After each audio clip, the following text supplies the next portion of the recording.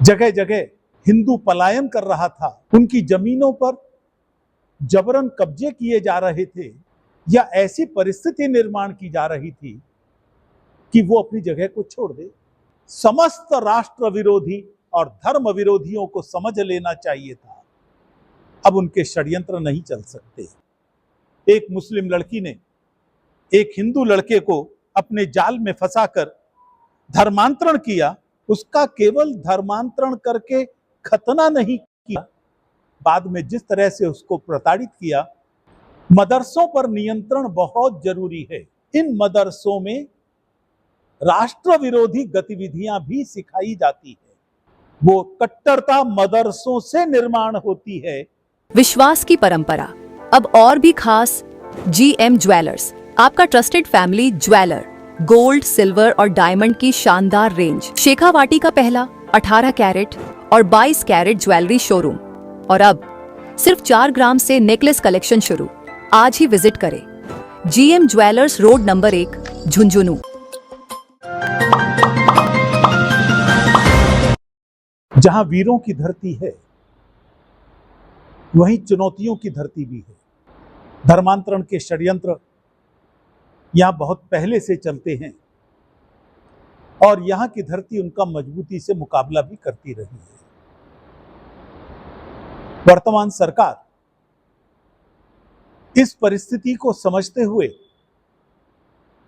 समाज की मांग पर धर्म स्वातंत्र्य अधिनियम लेकर आई और सफलतापूर्वक इसको लागू भी कर दिया है।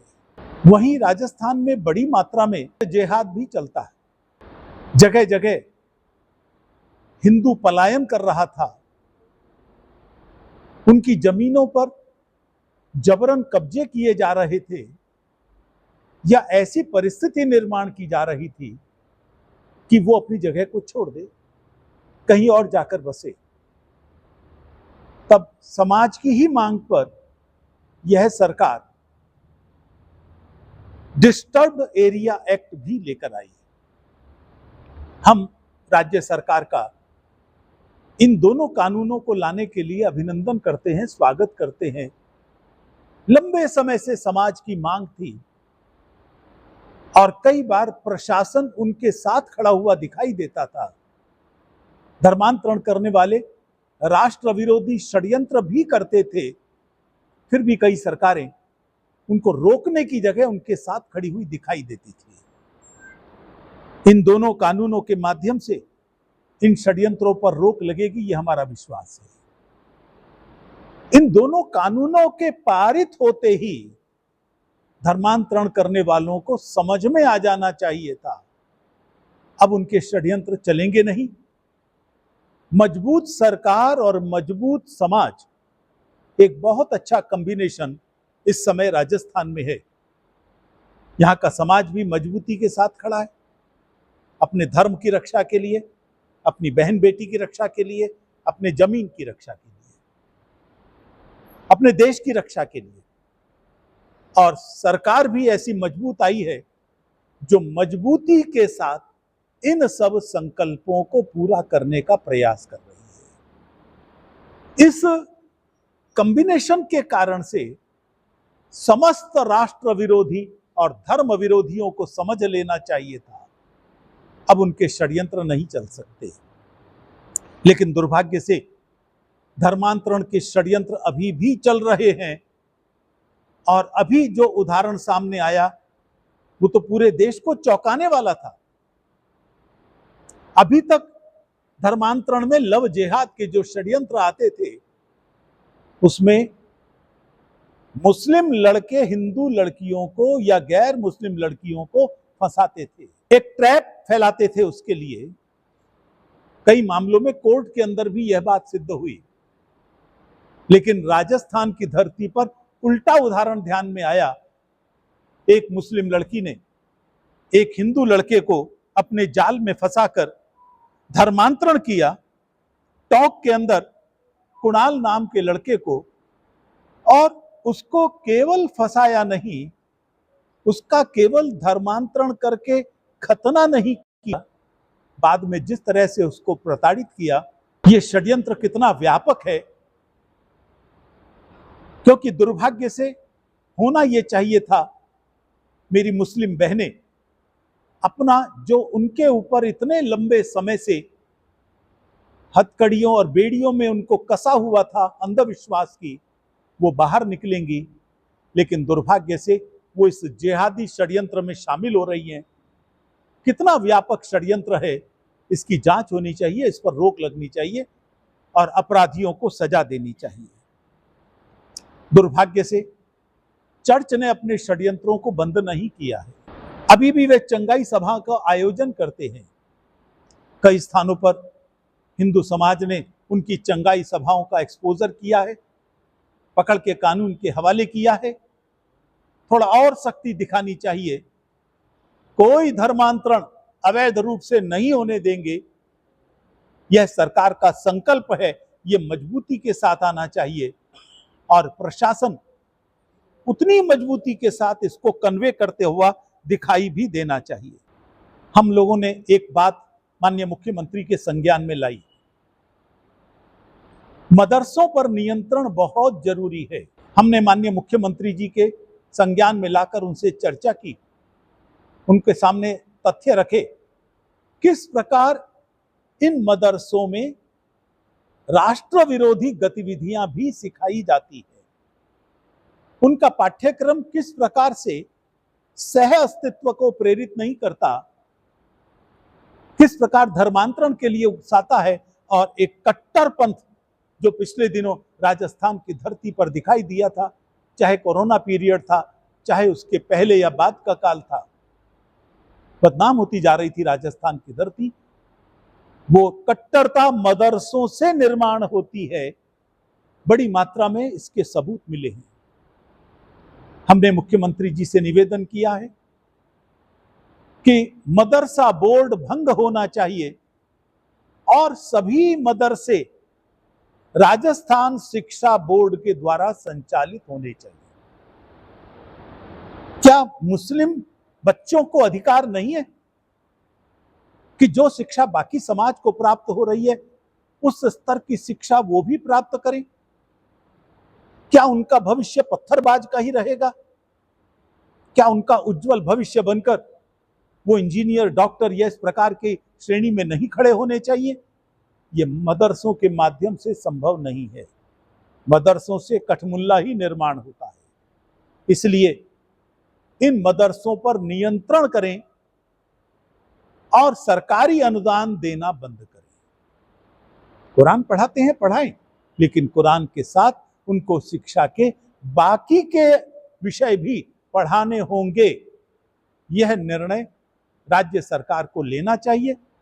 राइट टू एजुकेशन RTE ये मदरसों पर तभी लागू होगा जब मदरसे राजस्थान शिक्षा बोर्ड के द्वारा संचालित होंगे।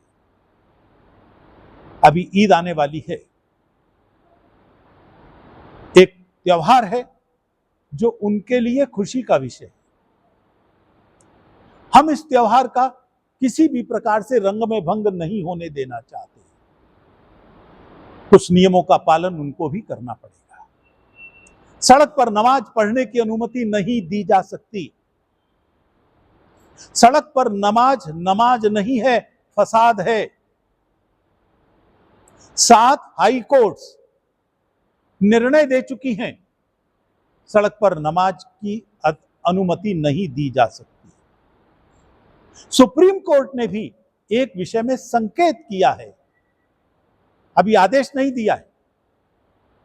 ये जो राज्य हाई कोर्ट्स के निर्णय है, इनको उन्होंने स्वीकृति दी है और ये कहा है कि सड़क चलने के लिए है, सड़क वाहनों के लिए है, नमाज के लिए नहीं है, और इस पर रोक यदि लगती है तो वो ठीक है। इसलिए मेरी अपील है यहां के मुस्लिम समाज से, कृपया अपनी मस्जिदों में ही नमाज पढ़ें।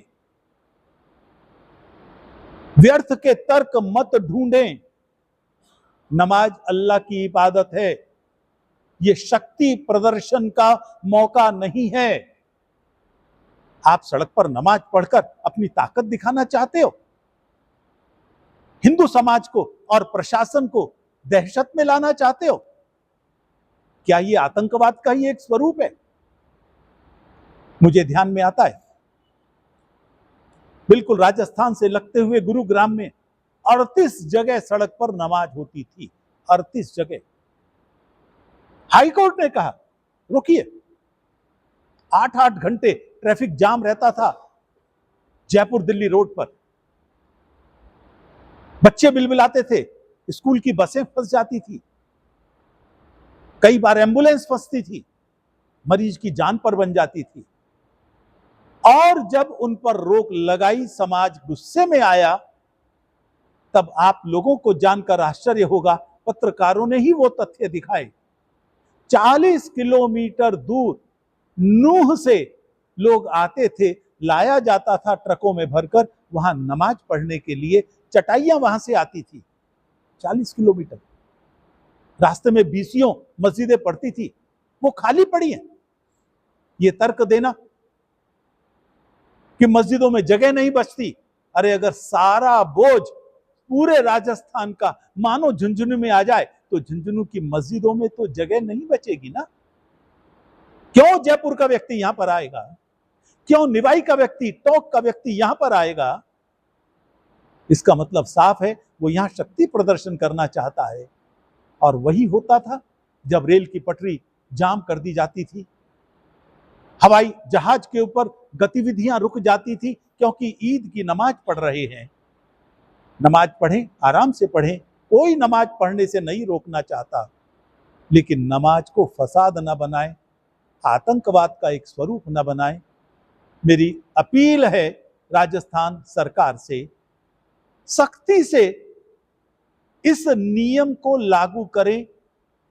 कोई व्यक्ति सड़क को बाधित ना करे, ये जिम्मेदारी सरकार की है, समाज तो रोकेगा ही। बकरीद कही जाती है लेकिन गायें काटी जाती हैं। तो हमारी राजस्थान सरकार से अपील है, इस कानून को सख्ती से लागू करें, एक भी गाय नहीं कटनी चाहिए, यह संकल्प सरकार को लेना चाहिए। विश्व हिंदू परिषद, बजरंग दल और दुर्गा वाहिनी, हमने तो संकल्प लिया हुआ ही है, समाज का भी संकल्प है, और दोनों चीजें लागू हो इस बकरीद पर। न गौ हत्या हो, न सड़कों पर नमाज हो। ये मुस्लिम समाज की खुशी के लिए भी आवश्यक है, और हम चाहते हैं इस ईद के बाद एक दूसरे में सौहार्द बढ़ेगा तभी जब मुस्लिम समाज हिंदू समाज की भावनाओं को सम्मान देना सीखेगा। मेरा आज यहां पर दुर्गा वाहिनी के वर्ग के समापन पर आना हुआ है। देश भर में इस प्रकार के 43 वर्ग 43 कैंप्स लग रहे हैं। 1984 से ये कैंप लगने शुरू हो गए।